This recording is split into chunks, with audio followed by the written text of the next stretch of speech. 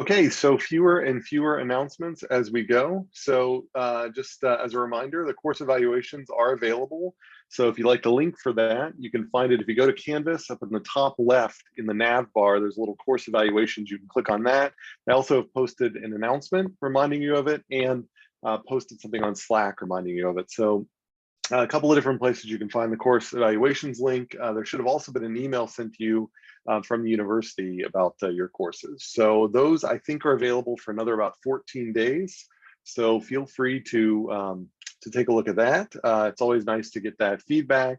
And our bosses like to see, high compliance rates and things like that. So, good response rate. So that's always appreciated. All right, so otherwise, as I said last time, there are no more homework assignments. So at this point on, there's not even any more chapter reading. So really the focus is just concentrating on getting your final projects finalized. And so with that in mind, we are going to have a lecture today on chaos and stochasticity in modeling. And then on Tuesday, we'll have an open lab where we'll break out into breakout rooms with your groups, and you'll be able to spend the time working with your groups. There are no deliverables expected that time. So if you don't feel like you need the time to spend in the classroom with Eric and I moving around trying to help you guys out as you need it, then I guess you don't necessarily have to show up. I'm not going to be taking attendance that day, but it is your opportunity to use the time to work together and to get feedback or answer questions or get questions answered from me about your final project and how things are going. And then a week from today, Thursday, Eric will be giving a guest lecture that will involve kind of a connection between quantitative modeling and in practice, and that is going to be a slight deviation from our normal course material, but this will be material that I still think is valuable to have exposure to, and it'll be material that you'll expect to see at least 1 or 2 questions on the final exam about. Then after next week, then it will be the last week of class, which means so a week and a half from now, so a week from Tuesday, we will have our final exam review, similar to the way we had the midterm review. And then Wednesday of that week, your final project will be due, both the report and the presentation will be due as a hard deadline, 11:59 p.m. And then at that 11:59 p.m., then you'll get random assignments where you will get one other report and one other presentation assigned to you to read through that report of the other groups and read through the presentation of the other groups, and then submit by Saturday a peer review for both of those. And that peer review will be anonymous, so the other group won't be able to see who you are, but of course you'll be able to see who they are because you'll see them in the presentation. So then I will use those peer reviews in part to help me determine the appropriate grade for the report and the presentation. So your grade for your report and your presentation is based in part on what I view of them, as well as the way your audience, you can think of your audience of stakeholders, kind of views of them. And then you also receive credit for submitting that peer review. And there'll be a rubric that you'll fill out, and then you'll leave some constructive commentary. And so in order to get your credit for the peer evaluations, you'll have to make sure you fill out the numerical scores in the rubric and leave at least one constructive comment. And then I'll go through all those comments, and I'm not going to grade them for content necessarily, but they have to look like they're constructive and coherent, hopefully say something more than just nice job. And then Thursday of that final week of classes, we will have stage 1 of the final exam. It's exactly the same as the midterm setup. So you'll be given 90 minutes to work on a exam designed to be completed in 75 minutes, and probably can be completed on average closer to an hour. And you'll do that individually, and you won't do that in class. You'll have all day to start, just like we did the midterm. It's exactly the same as the midterm setup. And then during finals week, again, peer reviews are going to be due Saturday, and then on Tuesday of finals week, you'll have the stage 2 of that final exam, which will be the group-based exam. So it'll be exactly the same as the midterm setup. Opens up at midnight, and then you'll have all day to work on it. There'll be no timing, and you'll be free to collaborate with other people in the class. as well as use your notes and use resources posted to the class webpage. So, and your textbook. So that is the schedule of everything going forward. So any questions about that? And nothing's really changed since the last time, but just want to make sure that everybody's clear. Okay. All right, in that case, let's flip to the other share.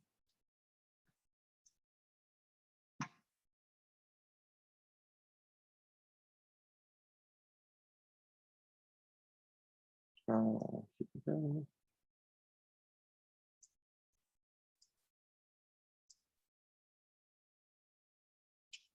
Okay, so if there are no questions about the administrative stuff, then so today I want to get into a slightly more advanced topic, and this is more just to get some exposure to this topic. This goes a little beyond the scope of what your book introduces you to, but these are things that if you work in dynamical systems, you'll at least see a lot of, and so I want to make sure that we have some explanation of where these terms come from and these phenomena, because they're certainly important to both modeling as well as understanding complex systems. And so we're talking about randomness and chaos today. You know, these are two terms that are used very loosely in the kind of everyday, you know, language of, you know, sort of colloquial language, but they do have more rigorous meanings. So roughly speaking, when we talk about randomness, randomness is actually a modeling tool that simplifies model building, and that's something that I'm going to explain here today. Whereas chaos is an apparent randomness that emerges from systems that actually aren't random. So chaos, we've talked about the endogenous perspective over and over and over again. And what we're going to see today is how certain systems can have endogenous drivers, so systemic drivers inside them of trajectories that if you didn't know any better, you thought, oh, these must be, you know, just random flukes that are caused by external pressures, external forcings that we didn't anticipate. But the crazy thing about chaos is that these are things that in theory you could anticipate, but they are, despite being caused by internal factors that you have modeled inside your systems, then they still generate these what appear to be very problematic trajectories that might otherwise look like they were externally generated. And so that's what we're going to be talking about today here. So randomness and chaos.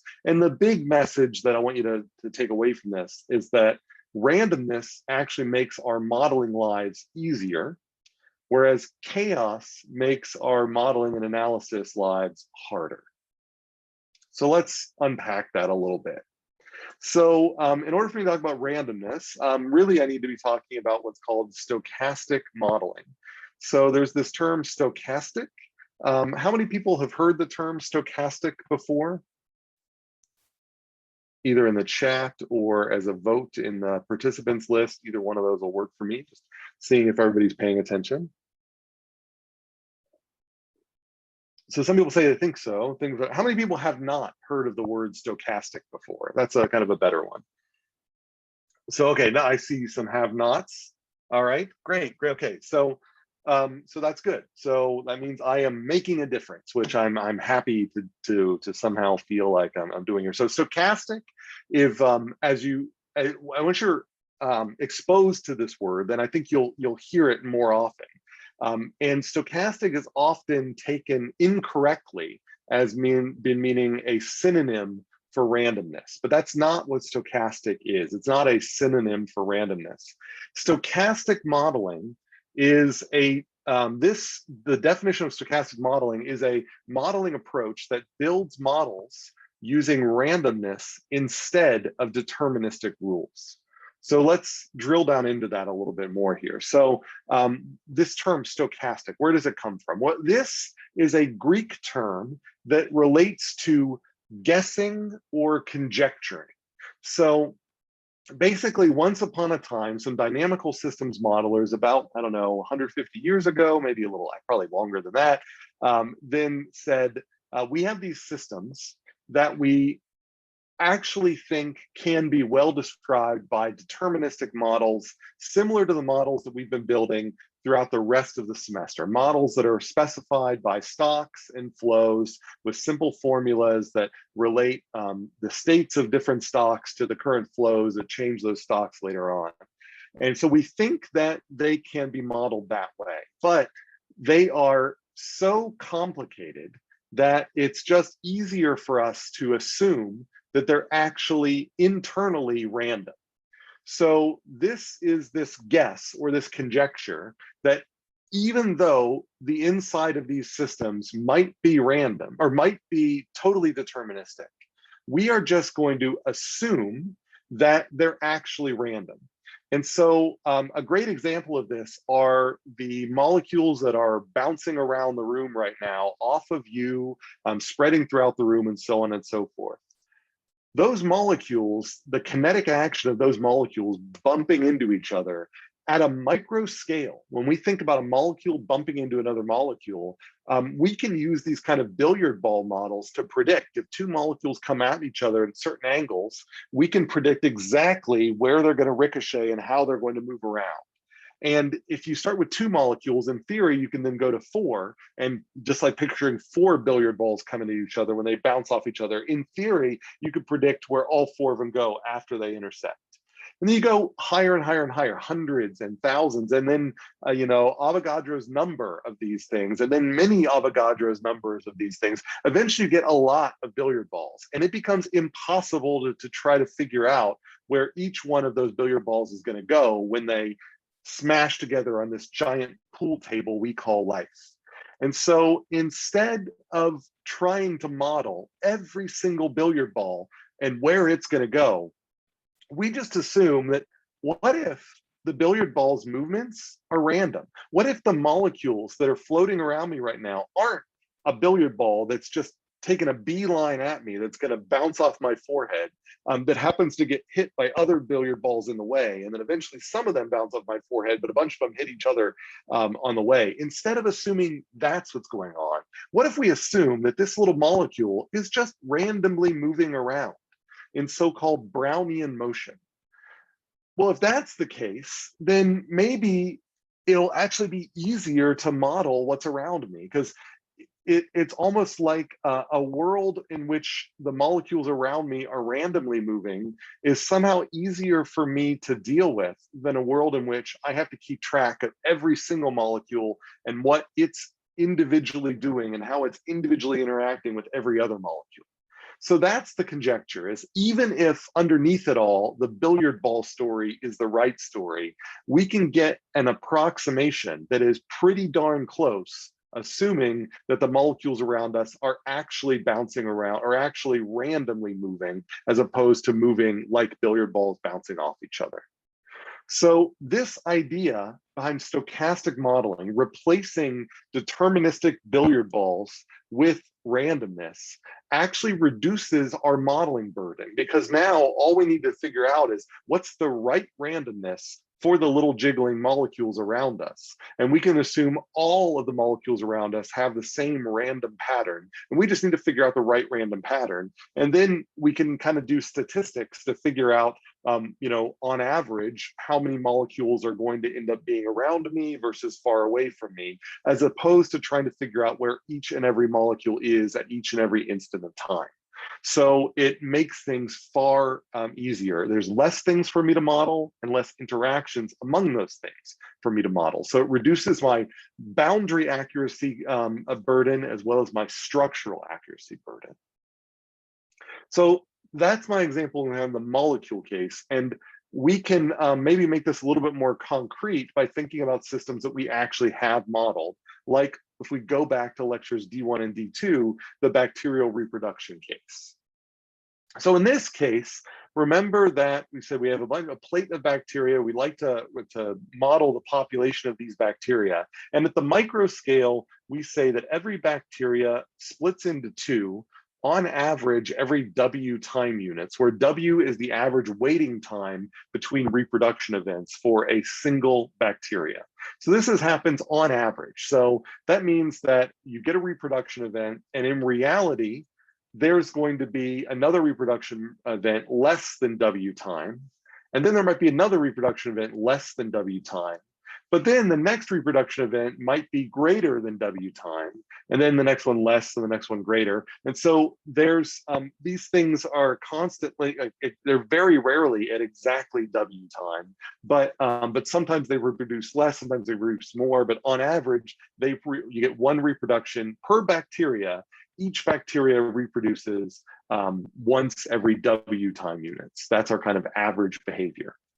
So we can take that average behavior up here, and we can then turn that into our stock and flow model, where we're going to keep track of the stock of how many bacteria we currently have. And we are going to assume that we have exactly that amount of bacteria for a tiny, tiny time fraction, our time step that we call dt. And assuming that we know roughly how fast these bacteria reproduce over a long time period, we can take that, so that W is that long time period. So we get one new bacteria every W per bacteria.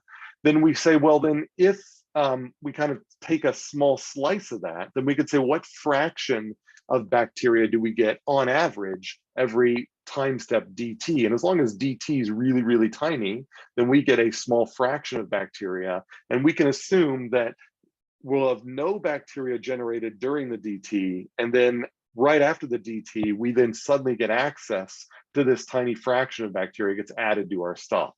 So we kind of have this bank account model where we have this picture here where there's constantly bacteria flowing out, but we can capture the outflow of bacteria every dt and move it from generated interest into our stock. And so we have this kind of picture per time step where we have a stock that is reproducing and interest that is not reproducing. And then at the next dt, the interest that was previously not reproducing is added to the stock, so that it now starts reproducing itself. But then these interest isn't reproducing until the next dt, and so on and so forth. And so we give this sort of bank account model of bacterial reproduction. And this perspective models the kind of average behavior of the population. On average, every time unit, you get roughly this increase in the population. And it assumes that the average population at any instant, then one time later, can be predicted perfectly from the average population now. And so if I have the average population now, then as long as my dt is small enough, then I can predict exactly what the average is going to be later. There's no randomness, there's no uncertainty. It's exactly, that's what we mean by deterministic. So there is no variability in this trajectory.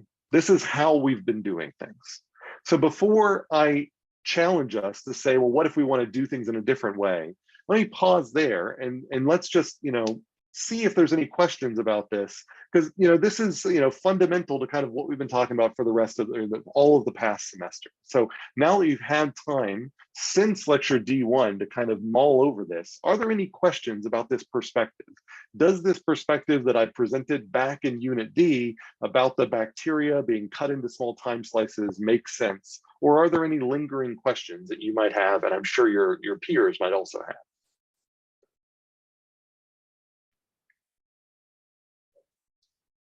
So there's kind of a question in the chat about kind of extending, could you use a stochastic model for population bottlenecks or predator-prey dynamics and all of those? And absolutely, you can use stochastic models for everything, and stochastic models are going to get much more realistic, and that's part of the reason why we use them. So, but let me hold off on that, and hopefully that will start to answer itself as we move on to the next couple of slides. So any other questions about this deterministic approach? Like, so far I haven't shown you anything new, so I just want to make sure we're all on the same page, that we understand this kind of stock and flow perspective on bacterial reproduction. Everybody feels good about that? All right. Okay, so imagine then that this has been fine because it gives us the average growth of bacteria, but if we get one plate of bacteria sitting next to another plate of bacteria sitting next to another plate of bacteria, and we look across the lab bench, we're going to notice that even though they've all been growing for 5 hours, some plates are going to have far less bacteria and some plates are going to have far more bacteria. So it's true that if we average across the ensemble of plates that we've been growing this bacteria on, we're going to get dynamics that look just like the dynamics that we're modeling here. But what if we want to capture the variability? How often is it the case that I get very little growth? How often is it the case that I get very high amounts of growth? Exactly what is the variance around this mean behavior that I'm modeling here? So that's the question that we go into here, is let's throw away that average behavior and say, what if we want to model all of the variability around the average? So what if we really do want a simulation, a computer simulation, to produce variation that looks realistic, that looks like that, every time I run the simulation, it gives me the outcome of a different plate. I look at the plate on the left, it has very little bacteria. Well, I run the simulation and it has very little bacteria after 5 hours of growth in simulation. I look at the plate next to it and it has a huge amount of growth. And then so I run my simulation again, and 5 hours of that simulation has a huge amount of growth. That's what I want. Every time I run my simulation, I want to get realistic variation out. The same way in my lab bench, if I run that bacterial example, I get realistic variation out. And then that way, if my simulation produces the same variation as my real system, then I can study the variation in my simulation and better understand the variation I get in my real system. And this helps us understand why, certain, that helps us actually differentiate between, if we think about COVID-19, why do some countries have explosions in COVID-19 and the other ones seem to not? Some of that is deterministic. It's just due to that they have different policies. They have maybe different lockdown policies. But some of it is really random. Some of it is with the exact same policies. If you were to rewind the universe and rerun it, then there are countries that maybe are doing really well with COVID-19 now, but in that alternate universe where you rewound it and reran it, they're not going to do as well, and vice versa. And so we would like to be able to simulate that variation so we know how much of the differences would be expected by chance versus how much of the differences are really due to real differences. So if we want to simulate realistic variation, if we take the truly endogenous deterministic perspective for bacteria, we have to think about what sort of things do we need to account for in order for us to get realistic variation inside a bacterial cell. Like, one bacterial cell takes, 5 minutes to reproduce. Another bacterial cell that otherwise has pretty much the same genes in it might take 7 minutes. The other one might take 3 minutes. And you might say, well, what's the difference between these two? Well, it might be that one bacterial cell is slightly more starved for nutrients than another bacterial cell. It might be that the endoplasmic reticulum or whatever inside a cell, well, now I'm sort of mixing prokaryotes and eukaryotes, but whatever, it doesn't matter. It could be that certain organelles inside the cell are in the wrong positions in one versus another, making one kind of more prone to set up for reproduction than another. It could be that one is slightly warmer than another. There are all sorts of reasons why one bacteria will take longer to reproduce than another. In theory, we could go down inside every bacterial cell and model all of these tiny little details of what the heck is going on inside the bacterial cell. And at that point, instead of having a stalk for bacteria, we would have to have stalks for everything that's going on inside every bacteria.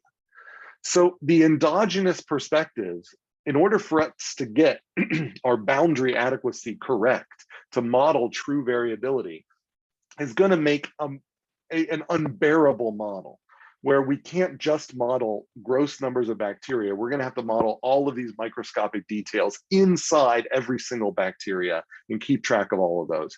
We just can't do that. That would just be intractable. It'd be hard to build that model. And then once we built it, if we tried to run it, it might take forever to run. And then we might find out that we got a bug, we got something wrong in it. We have to rerun the whole thing just to fix that bug. It would be a bear. So we would like to avoid having to deal with every single detail inside every single little bacteria. So instead, what we do is we look at this trajectory where some bacteria reproduce less than their average reproduction time, some produce more, and we say, can we approximate that in some other way? And so let's just replace this, all of the details that have to do with why one bacteria takes longer to reproduce than another with just random die rolls. Like, what if we had a 6-sided die and we associated with certain faces of that die certain lengths of time in between reproduction? So if you happen to turn up a 6, then you're maybe less than average. If you happen to turn up a 2, then maybe you're more than average. If you happen to turn up a 3, then maybe you're really close to average, and so on and so forth. If we assigned different waiting times to different sides of the die, then by rolling the die over and over and over again, we are going to get variation that if we designed the die just right, then we should hopefully get variation out of our simulation that looks really darn close to real variation we see in real bacteria. This is identical to when you think about playing board games. They design the rules of those board games so that the die rolls simulate outcomes that seem realistic based on our experience. You know, if you go into the cave and you find the monster, you know 9 times out of 10 the monster is going to win. There's a bunch of reasons why the monster wins 9 times out of 10. You could try to deal with that inside the game, model every single detail of why the monster wins for this particular encounter, for this particular monster, on this particular day in this particular game. But it's boring when you do that. It just makes the rules of the game too hard to deal with. So we make the rules of the game easier by just grabbing a die, rolling it, and saying, if you get, if this is a 10-sided die, just to make things easy, if you get 1 through 9, the monster wins. If you get a 10, you win. We don't care about the details of exactly why the monster won. We just know that given the monster's properties and your properties, then of all of the different ways that you could possibly fight with this monster, it's going to win 9 times out of 10. So we're just going to get rid of all the details and just simulate, did you win or not? 10% of the time you win, 90% of the time you don't. And that game will feel like reality. Just like this bacterial simulation will generate bacterial reproduction times that look like real bacterial reproduction times if we choose the rules of the game, the randomness, just right. So stochastic is describing this modeling approach. The word stochastic describes the approach of using randomness even when you think the underlying system is non-random, is deterministic. It's because we don't care exactly what the underlying details are. We just care that we get the statistics right. And if we get the statistics right, it's going to simplify our modeling task. The same way building that board game, it's much, much simpler to just roll die and then get the die proportions right than it is to get all the tiny little details right as to exactly why one encounter turns out with one particular outcome. So stochasticity accounts for omitted degrees of freedom. So it gets rid of all those details. All right, does that make sense so far? Are there questions about that before we go on into more details about this, how we actually get this working inside Vensim?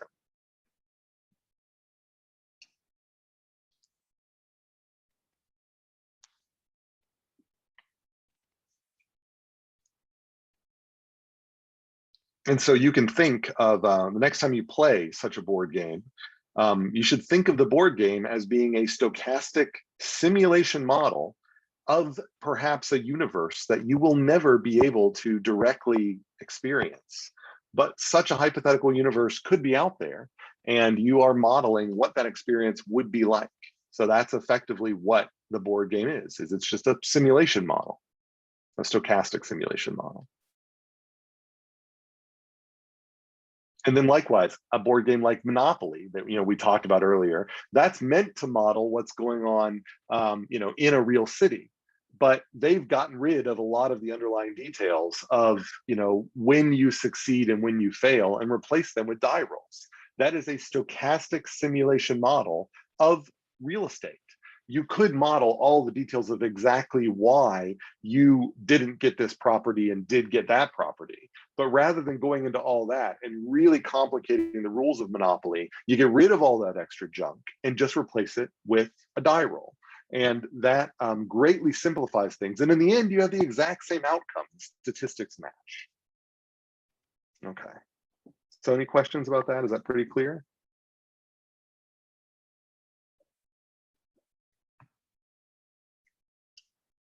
So the question is now going to be, how do we actually then make this work?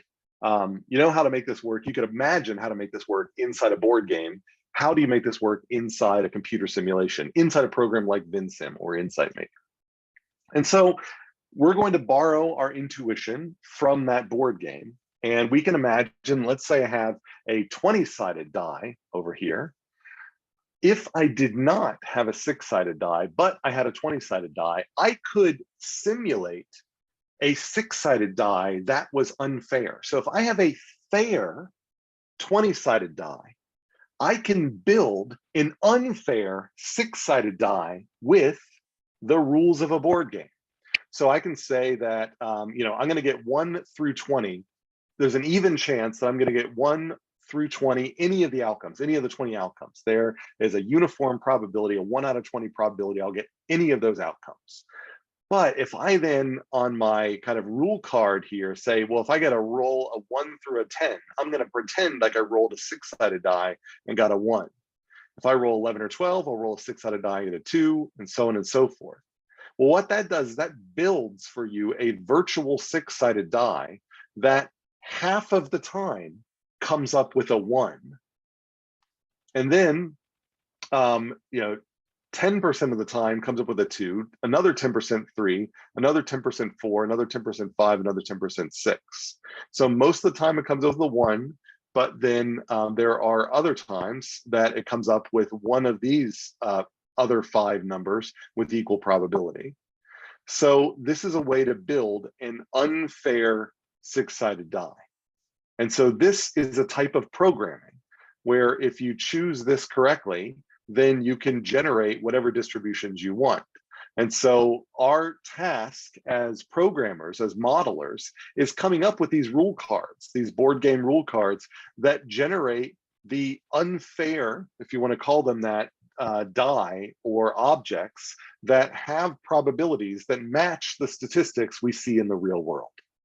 So in the real world, if we see that 50% of the time we get a bacterial reproduction that's between 4 and 6 minutes, and then 10% of the time they're greater than 6 minutes, and the rest of the 40% time they're less than 4 minutes or whatever, then I could now generate outcomes that are according to that probability using rules like this. All I need is a fair 20-sided die to start with, and that's what the computer I'll show you will give us. Likewise, if I want to just simulate coin tosses, which are really common to do, then I can just assign a certain number of outcomes on my 20-sided die to heads and all the rest to tails. So right here, choosing 15 through 20, well, that is going to give me a 75% chance of getting a heads. The other 25% chances give me a tails. And so I now can turn a fair 20-sided die into an unfair coin. So inside a computer, well, a computer is not random. There is nothing random about your computer. But what your computer can do is it can execute mathematical expressions really well. And so what someone has done for you is they have come up with these special mathematical expressions where you run a number into them and they generate a new number. And if you take that new number, you can run that back into the formula as an input and it generates another number out. And that goes on forever. And or not forever, but that goes on for a very, very long amount of time. And by iterating like that, taking the old random number and plugging it in as the input, then you can get a long string of apparently random numbers. And so that acts like a 20-sided die. It's basically there is a function inside your computer that will give you a number between 1 and 20. In reality, it actually gives you a number between 1 and a very large amount. So it gives you a huge amount there.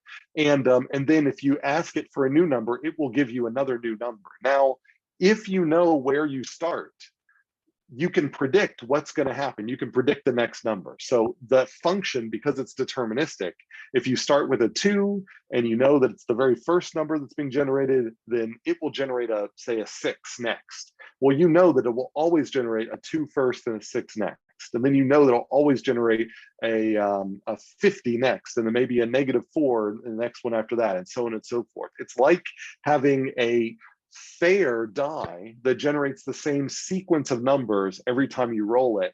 And once you get to the end of that sequence, it then repeats from the start. There are a bunch of these loaded into the computer, and they are known as random streams. And you can ask the computer for one of a large number of its random streams. And if you ask it for a different random stream, you get a different sequence of numbers. If you ask it for the same random stream, you get the same sequence of numbers from that random stream. So the idea here is as long as you run a simulation with different random streams, you will get outputs that appear to be different random outputs. So that's kind of the trick here, is that inside your computer, you have a large number of these random streams that are available. Each one of them is deterministic in that the pattern is somewhat predictable. But if you don't know which one you're working with, then the pattern is effectively random. And if you can tell your simulation that on the first run, use random stream 0, and on the second run, use random stream 1, and on the third run, use random stream 2, and so on and so forth, then you're guaranteed that your simulations are going to look like those Petri dishes. They're all going to have different outcomes. So that's how we generate randomness inside a non-random computer like these. Are there questions about that? Does that kind of make sense? This idea that effectively your computer has little mathematical formulas loaded into it that act like unique 20-sided die, but they're not 20-sided, they're like million-sided die. And each one of these million-sided die allows your computer to play these games. And in order for it to play a different game or the same game with different outcomes, you just have to ask it to play with a different die. Any questions about that? And I'll show you again how this is implemented inside Vinsim in a second.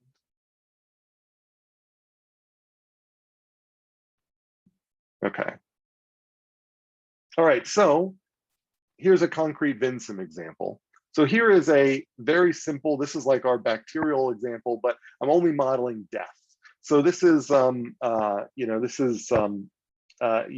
you've got some population of bacteria and there's some death rate here, which is related to the average lifetime. So seeing if everybody's kind of paying attention, does anybody remember what the formula would be? So if I were to call this deterministic population, I'll just call it P for short, and I'll call this average lifetime L. Then if I wanted to implement the formula, the equation inside this flow, then what would that equation be? Does anybody have a guess for that? And notice that I've got a link from P into there and L into there. So you know that this equation is going to use both P and L. All right, I'm seeing at least one answer in the chat. Before I confirm or deny, are there any other answers? I'd like to see how many other people are thinking about this.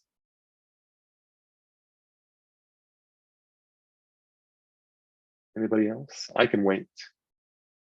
Let's see if we can get at least one more answer. Okay. Seeing a couple more come in. All right, so I'm getting the answers kind of that I expected. There's kind of a debate here between P divided by L and P times L in the chat. And so the question is, which one is it, PL or L or P times L? how many people, and you can do this by raising your hand, or it'd be great if you raise your hand on the participants list so I can kind of see the numbers, but how many people think it's P divided by L?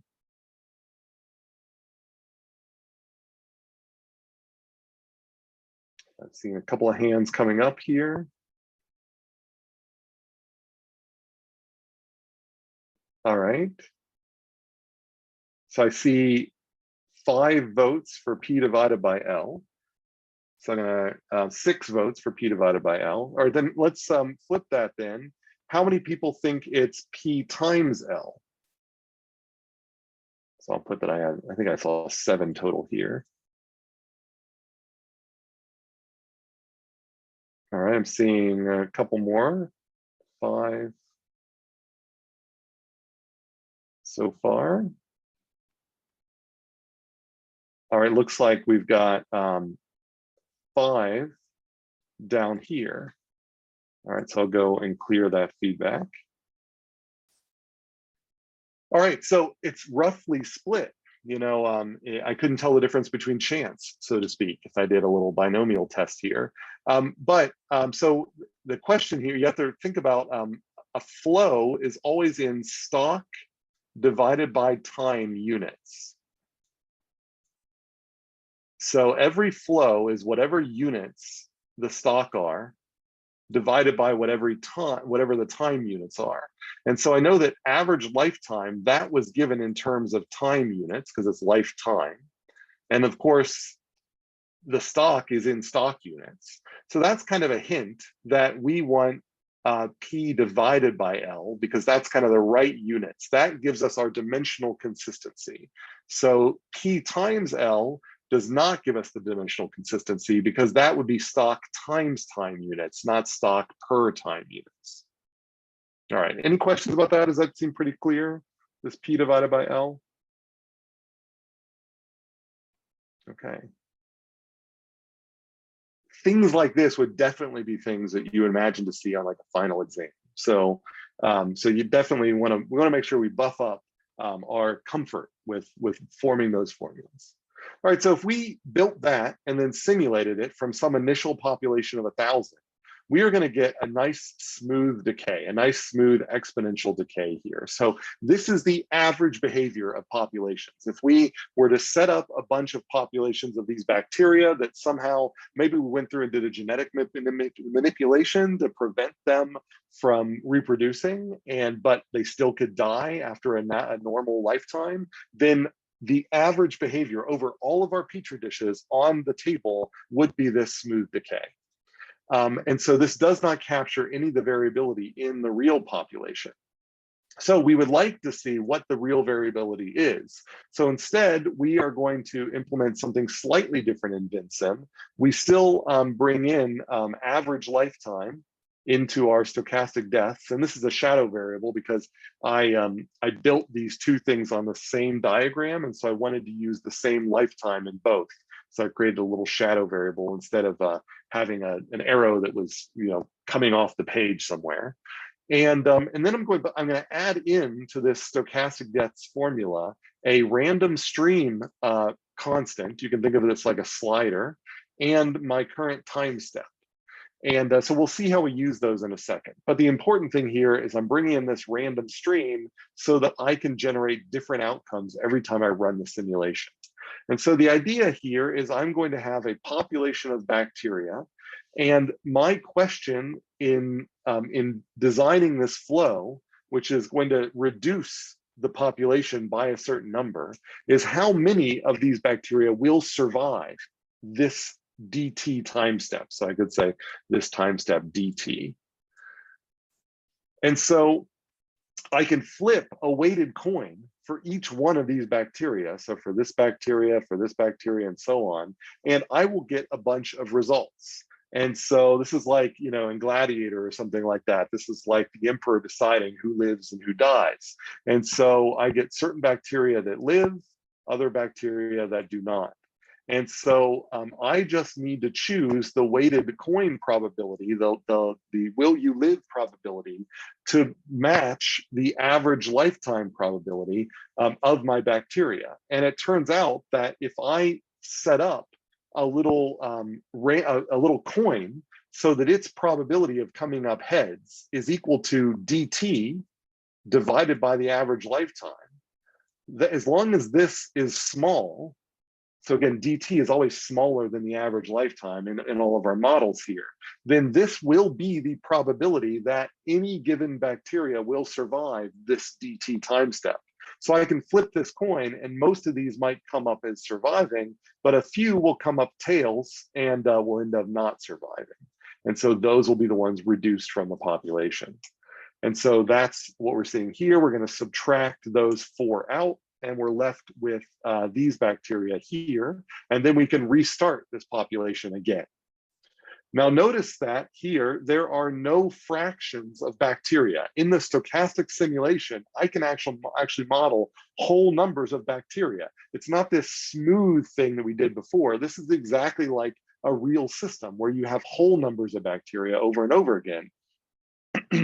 So that is a major difference here.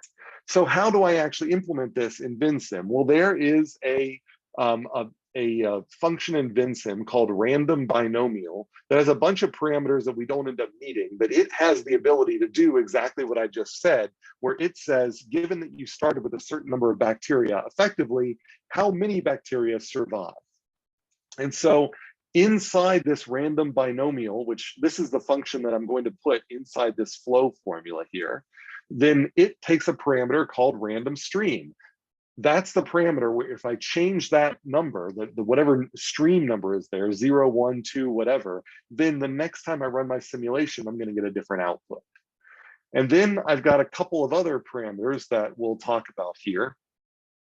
So the flow formula here is going to be this random binomial divided by time step. And so that turns this number of bacteria into a flow that's compatible with system dynamics modeling. And so the formula that I put in here is got to be this random binomial, the number of bacteria I expect to survive, or I expect to die, sorry, divided by time step. It sort of turns a number that will die into sort of a fake average. It's like an average per this time step, because I'm kind of shoehorning random or stochastic modeling into VinSim when VinSim wasn't originally built for stochastic modeling. It just happens to be able to do it.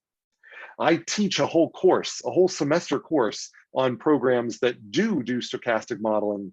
And that's all they do. They don't do any of this system dynamics modeling, and it's a little bit, less kludgy of a syntax. All right, so then I put in my random stream. Again, that's just to tell VinSim that if I change that number, I want a different outcome.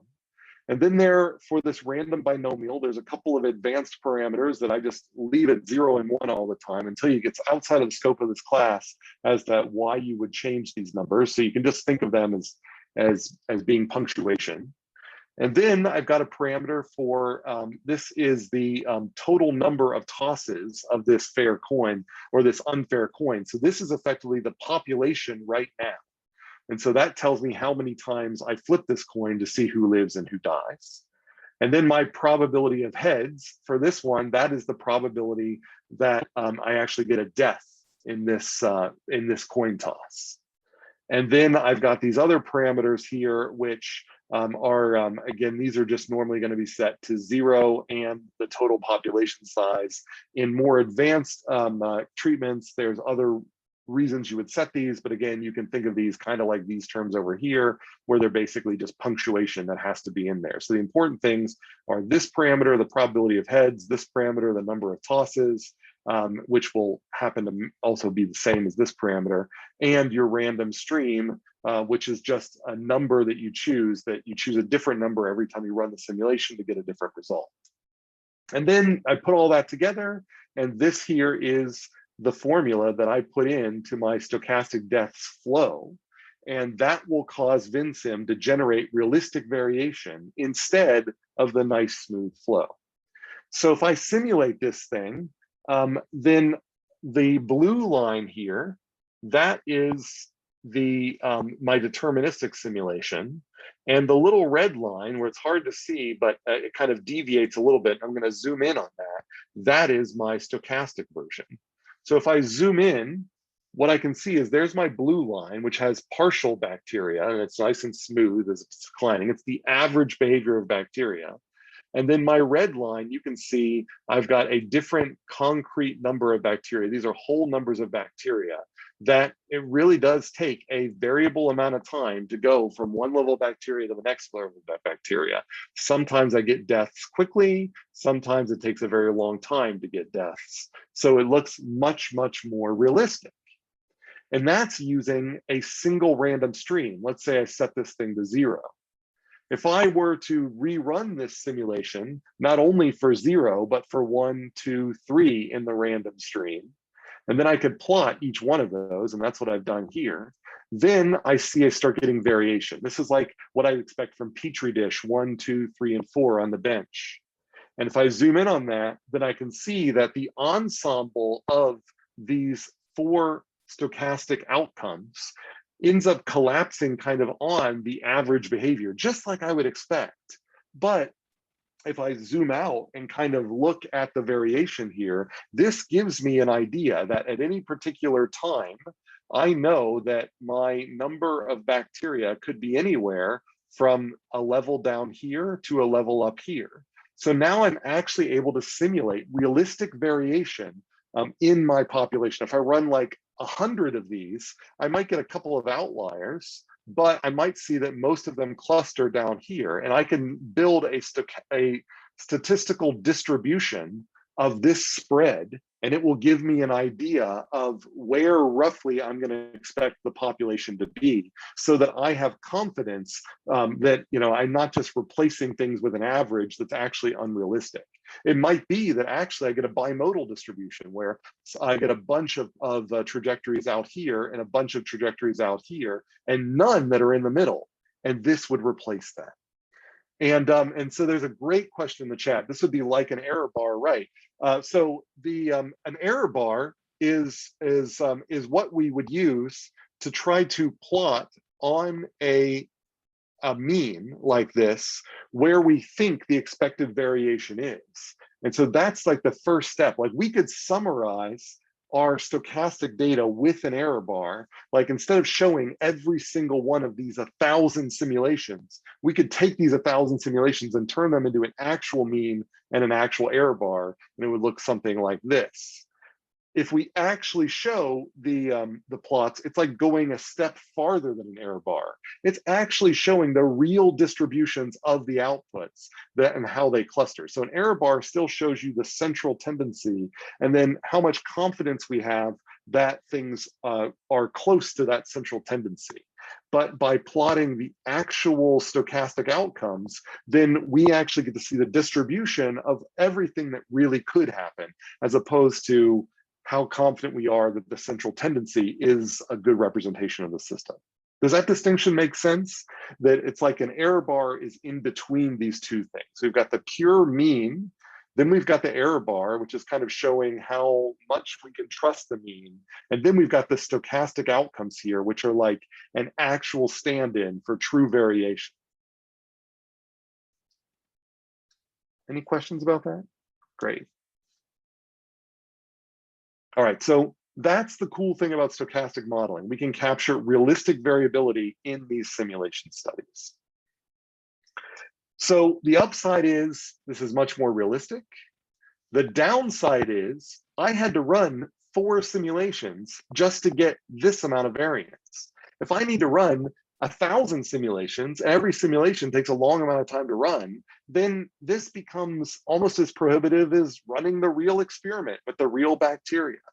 So, this doesn't come without a cost. The upside to stochasticity is it simplifies the modeling process.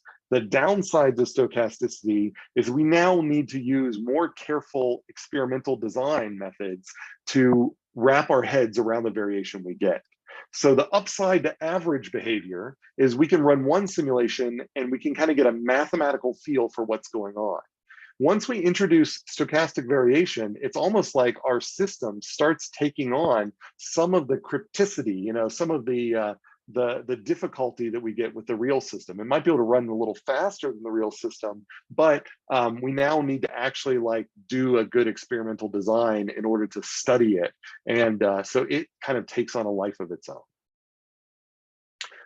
All right, the only tip I want to say about this is there are kind of formulas that allow you to take the models that you've already built that work deterministically and rapidly turn them into stochastic models. And basically you can take this, for this example here, you can take a formula for a flow rate and you can shove it into this formula that I've got down here. And this formula that I've put down here allows you to kind of convert any flow rate into a stochastic operator that allows you to turn any of your nice smooth simulations into their kind of stochastic equivalent. So so this is this is not something I'm expecting you to do, but I'm just sort of saying out there that the nice thing about stochastic modeling is it can be trickled in later. You can build your deterministic model, see how things look in the average case, and then once you're done with that, you can go into all your flow equations and turn them in to convert your flow equations from the original flow equation, which is right here, and wrap them with this formula here. And that effectively will then allow you to rerun your simulation stochastically so that you can get different outcomes, so that the average behavior will collapse around the behavior you already simulated, but you'll start getting realistic variation too. All right, so that's all I wanted to say about randomness. I want to close out today's lecture talking about chaos, but before I get there, are there any questions about that? Is that pretty clear? This distinction between the deterministic modeling we've been doing, which is all about average behavior, and the stochastic modeling, where we can start generating realistic variation with models which are pretty much as simple as the models that we already were building, just with some kind of fancy forms. Go ahead. Yeah, sorry, I have a couple questions. Are we gonna have to sort of write these formulas for the final? No. This is advanced. I want you to know, for the final exam, I want you to know what stochastic modeling is. I want you to understand the basic idea of substituting, of using randomness to relieve the burden on you in terms of boundary adequacy and structural adequacy. I do not expect you to be able to implement a stochastic simulation model in VinSim. I'm just showing you that it is possible so that I could generate those outputs so you could see what those outputs would look like. I have had people build stochastic simulations for their final project after seeing this lecture to add a little stochasticity in, but that's kind of going above and beyond. And a lot of times when students do that, they actually kind of like add in more variation and they make it harder on themselves. So I just want you to be familiar with the idea, but the nitty-gritty details of all those formulas, just know that they exist, but you don't have to memorize those. Okay, thanks. All right. Any other questions?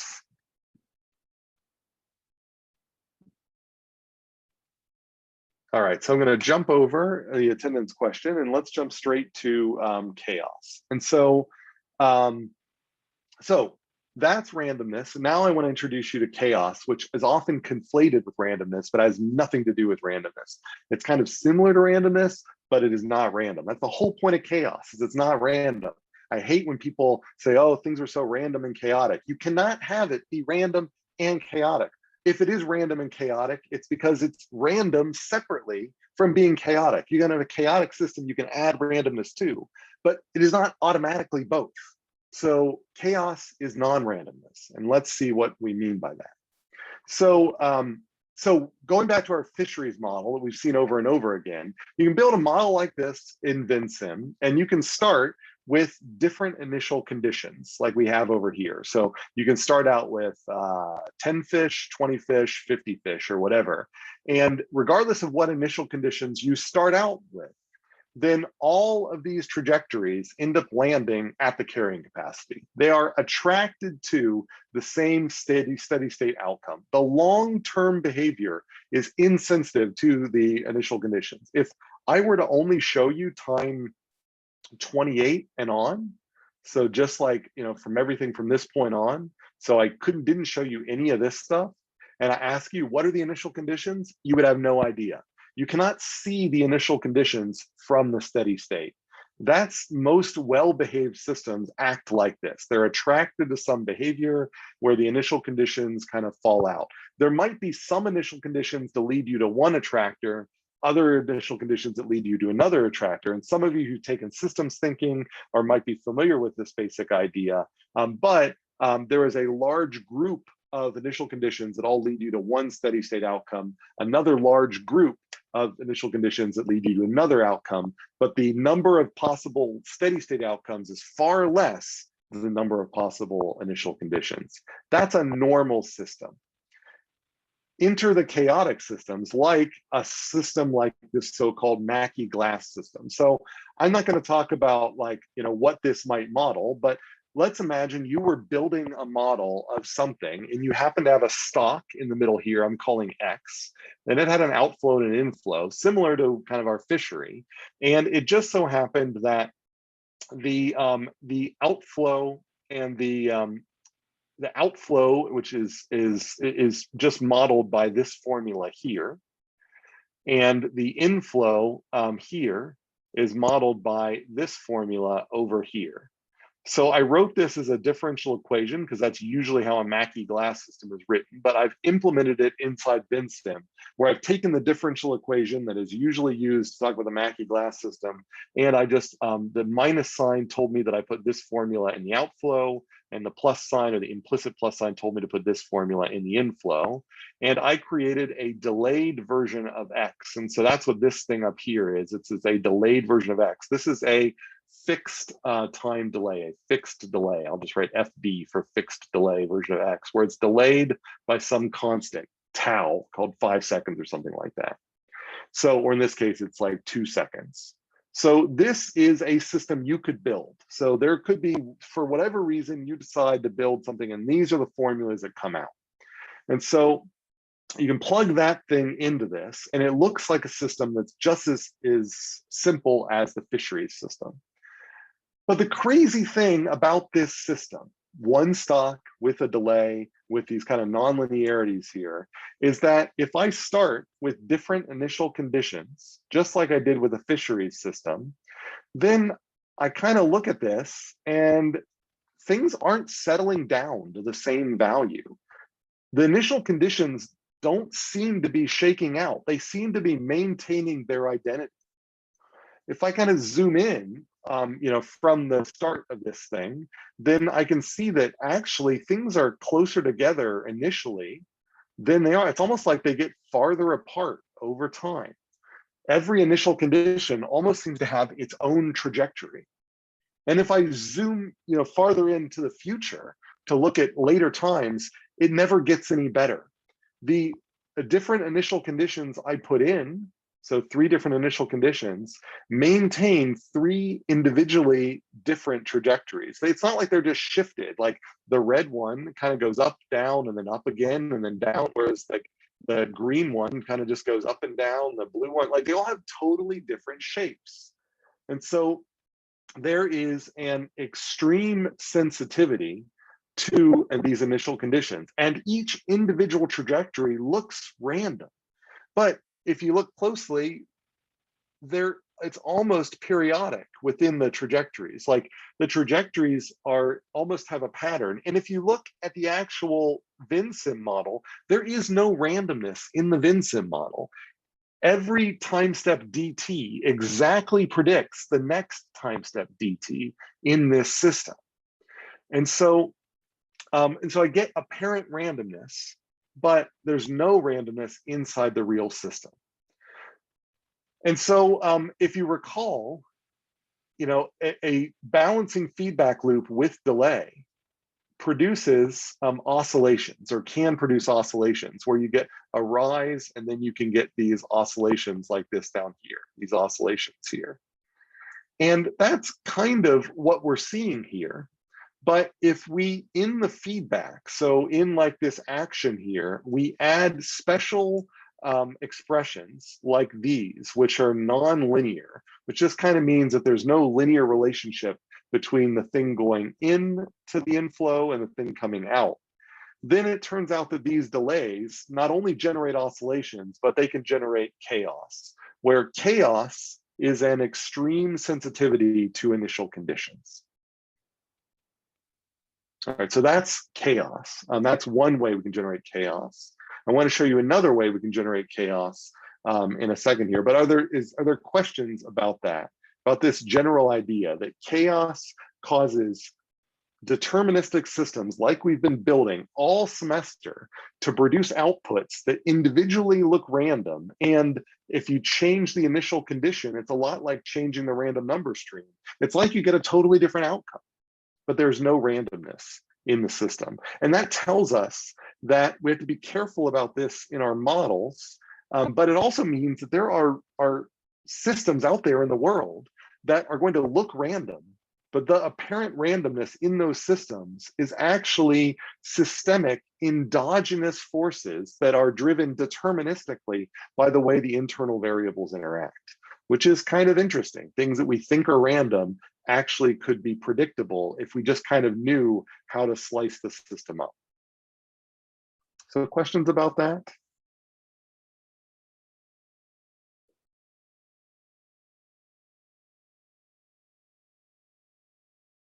Okay.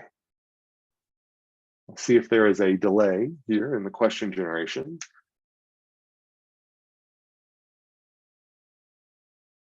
And if there's no delay, so if there's no questions, then we can ask the question, is delay necessary for chaos? And it turns out that although delay helps facilitate chaos, it's not necessary. If you have 3 stocks in a model, you have the opportunity for chaos to occur. And so this is a stock and flow model. This one might look a lot simpler than the model that I just built for you. It just happens to have more stocks. So you can imagine I have X, Y, and Z. These are like 3 stocks in your model. Each one of them has a flow, and they all have a kind of a coordinating network going around them. This is a mathematical model of atmospheric convection. So there is an atmospheric interpretation of each one of these stocks and the way these stocks affect each other. And so we can build this, this system here in Vinsim, and it is a model of actually what goes on inside cells and clouds and atmospheric convections. And so if I put certain numbers in here, like you could build this in Vinsim, this like for example, this down here, this is saying that the dy dt, that is the flow going into stock Y. And I can then create a formula for that flow, which depends upon Y. So that's this here, depends upon Y. It also depends upon X and Z. And those X and Z are 2 different stocks. And so I can see that X goes into the flow for Y, and I can see that Z goes into the flow for Y. So I could build this little formula inside here, and I could build this formula inside all of those. This is the so-called Lorentz system. If you were to simulate this inside Vinsim, then I've got plotted here the X stock, the Y stock, and the Z stock for 3 different initial conditions of X, Y, and Z. So that's what I'm showing here, 3 different initial conditions of X, Y, and Z pairs.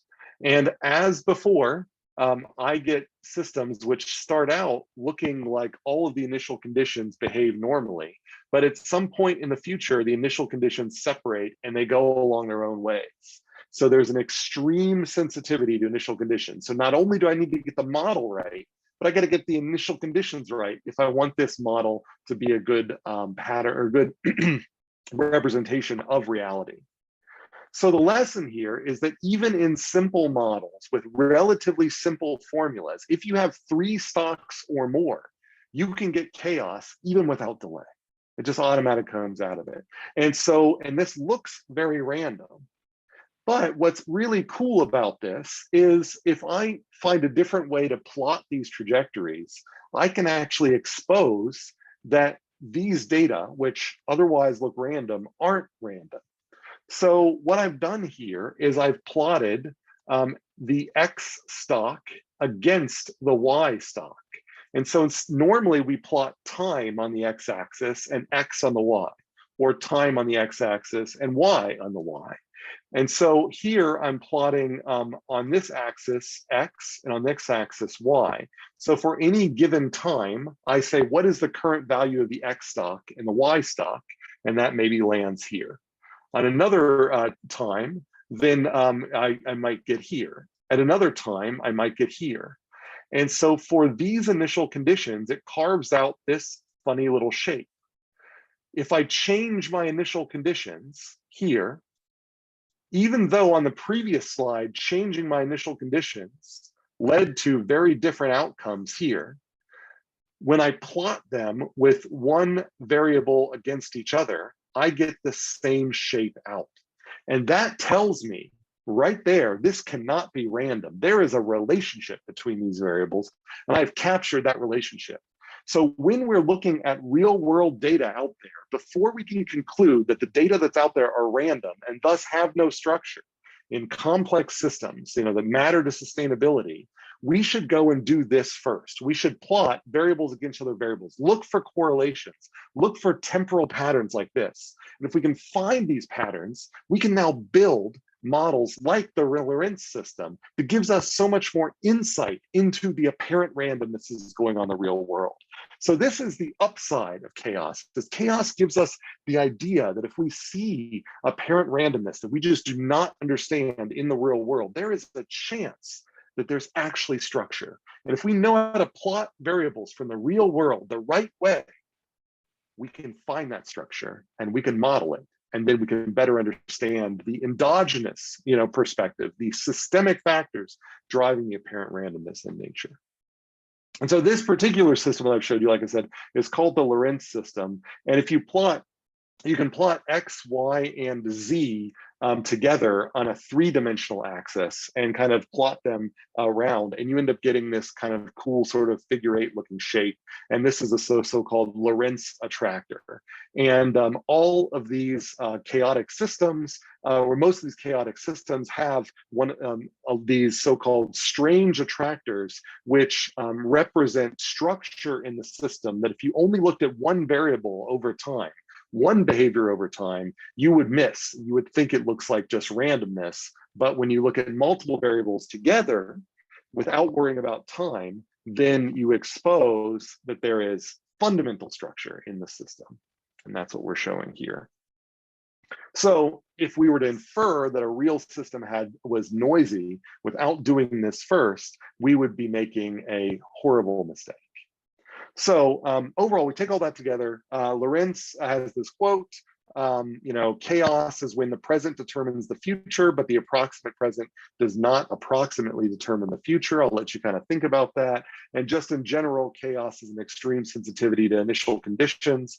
And if you've heard of the butterfly effect, that butterfly effect isn't saying that a butterfly causes a tornado or a hurricane or whatever. What that's saying is that a world where the butterfly's wings are up is going to be a very different world than where the butterfly's wings are down. It isn't the flap of the wings that causes things. It is the perturbation in the initial conditions that causes the two worlds to appear to be very different worlds, even though the physics of both worlds is identical.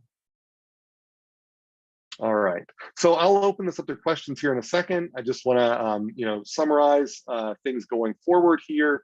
This is just like I mentioned, the big thing is for this weekend, you've got Muddiest Point, and then remember that on Tuesday, show up ready to work on your lab stuff.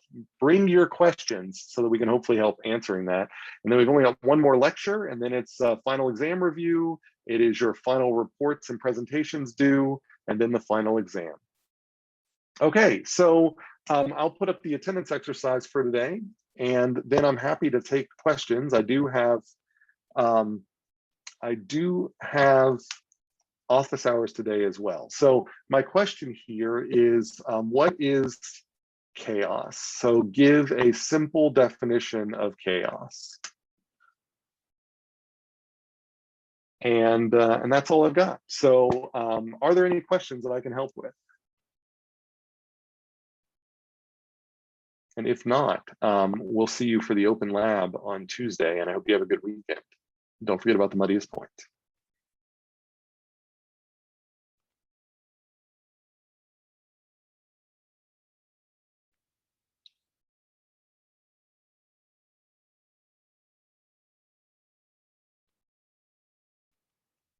All right, looks like we're getting a decay here that I previously would model with the smooth function, but now I can model with your realistic variation now that I've had this lecture. So each one of you pop off one by one as opposed to smoothly. I have not, Dexter lately has not been, has been coming in here. So I think he's either downstairs or in another room. So yeah, but I don't think if he's up, let me see if he's down the hall, and then I can. Dexter, here, bud. Come here. He's waking up. I know, you're waking up. You got scratchy eyes. So anybody who's interested, who's stuck around, this is Dexter with his new groom. He is Far so left. cute. Thanks. All right, Dexter. 56 pounds. All right, anything else I can help with? Yeah, have a good weekend all.